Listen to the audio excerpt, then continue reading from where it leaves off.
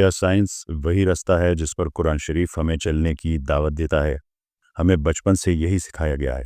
اسلام ایک عقیدہ ہے، سائنس ایک حقیقت، جیسے دونوں الگ الگ دنیایں ہوں جو کبھی ایک ساتھ نہیں چل سکتی۔ لیکن ذرا ٹھہریے، اگر میں آپ سے کہوں کہ سائنس تو وہی راستہ ہے جس پر قرآن شریف ہمیں چلنے کا حکم دیتا ہے، آپ یقیناً حیران ہوں گے۔ آئیے میں آپ کو آسان انداز میں سمجھاتا ہوں۔ پچھلی چند اقساط میں ہم نے کاسمولوجی، ایسٹرو فزکس اور کوانٹم فزکس جیسے جدید علوم کی روشنی میں یہ دیکھا کہ کائنات کا پیچیدہ مربوط اور فائن ٹین قوانین محض اتفاق نہیں بلکہ ایک باشعور خالق کی موجودگی کا ثبوت ہے۔ اب سوال یہ نہیں کہ کیا کوئی خالق ہے، بلکہ یہ ہے کہ خالق تک پہنچنے کا کون سا راستہ ہے؟ کیا اسلام واقعی خالق تک پہنچنے کا سچا راستہ ہے؟ اس کا جواب تلاش کرنے کے لیے ہمیں یہ دیکھنا ہوگا کہ سائنس خود کیا کہتی ہے اور قرآن شریف اس پر کیا موقف رکھتا ہے۔ سب سے پہلے یہ سمجھنا ہوگا کہ سائنس ہے کیا۔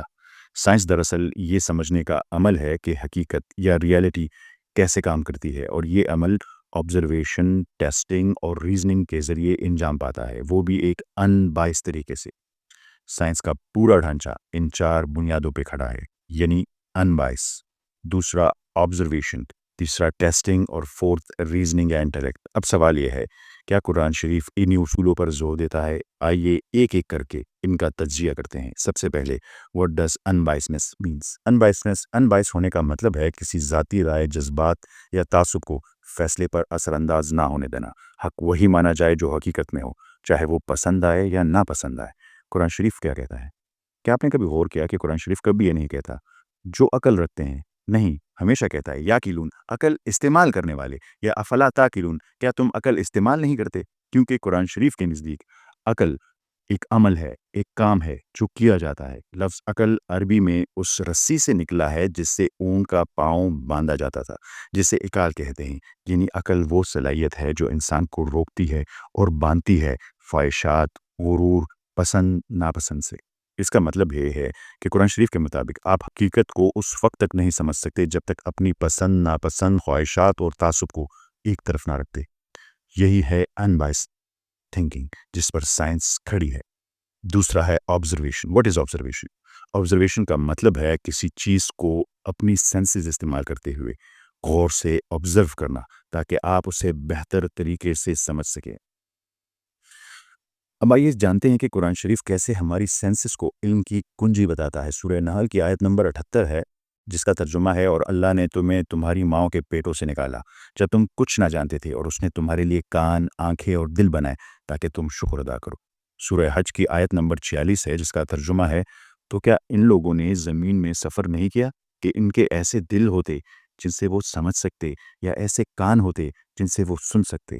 سورہ انفال کی آیت نمبر 22 ہے، جس کا ترجمہ ہے، یقین تمام چوپایوں یا جانوروں میں اللہ کے نزدیک بدترین وہ بہرے گونگے انسان ہیں جو عقل سے کام نہیں لیتے۔ قرآن شریف کہتا ہے کہ آپ کی سینسز اس لیے دی گئی ہیں کہ آپ آبزرو کرو، سوچو اور حقیقت کو پہچانو۔ بالکل وہی آبزرویشن جس کی سائنس مانگ کرتی ہے۔ تیسرا ہے ٹیسٹنگ۔ واٹ از ٹیسٹنگ یا ایکسپیریمنٹیشن؟ ٹیسٹنگ کا مطلب ہے کسی چیز کو آزمانا تاکہ یہ دیکھا جا سکے کہ آیا وہ کام کرتی ہے یا نہیں، یا اس کے بارے میں سچ معلوم کیا جا سکے۔ قرآن شریف نے سورہ انعام میں حضرت ابراہیم علیہ السلام کی ایک انتہائی بصیرت افروز حکایت بیان کی، جہاں وہ اپنے زمانے کے لوگوں کو جو سورج، چاند اور ستارے کو معبود مانتے تھے، عقلی دلیل اور ٹیسٹنگ ایکسپیریمنٹیشن کے ساتھ یہ سکھاتے ہیں کہ یہ سب مخلوق ہیں، یہ خالق نہیں ہو سکتے۔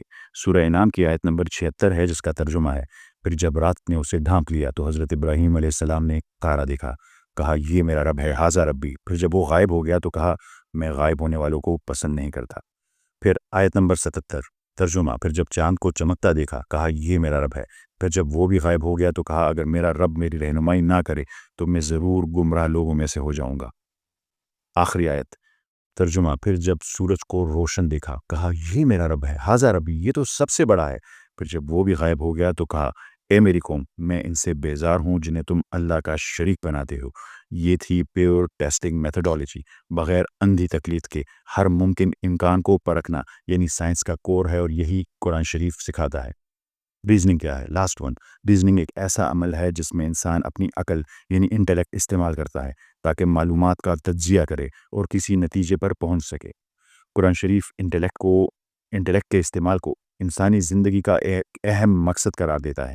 سورہ بقرہ کی آیت نمبر 269 جس کا ترجمہ ہے وہ جس کو چاہتا ہے حکمت یعنی وزڈم عطا کرتا ہے، اور جسے حکمت دے دی اسے تو خیر کثیر عطا ہو گیا، اور نہیں حاصل کرتے اور نصیحت نہیں حاصل کرتے مگر وہی لوگ جو ہوش مند یا عقل مند ہیں۔